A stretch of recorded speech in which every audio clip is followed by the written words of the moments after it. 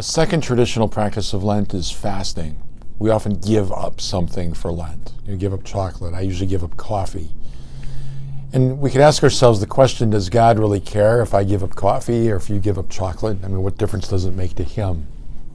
It makes a difference to us.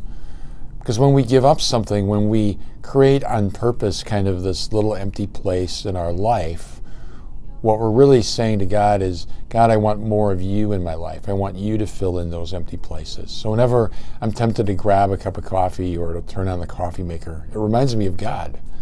But I remember that God is enough for me.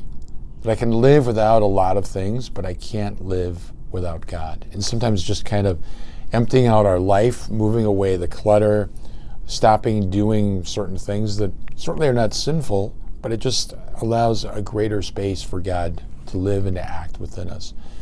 Jesus said when his disciples were criticized for not observing the Sabbath fast, he said, while the bridegroom is with you, how can you fast? When the bridegroom is taken away, my disciples will.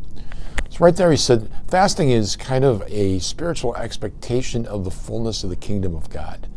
That we're not yet in the kingdom. We're not seated at the eternal banquet.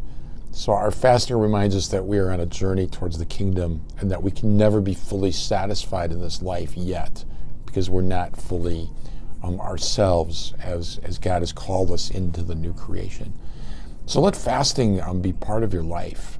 A lot of people fast from food just to kind of clean themselves out mentally and feel physically better. Those are good things, but it also has a spiritual component. Fasting is so apparent and present in all the Bible.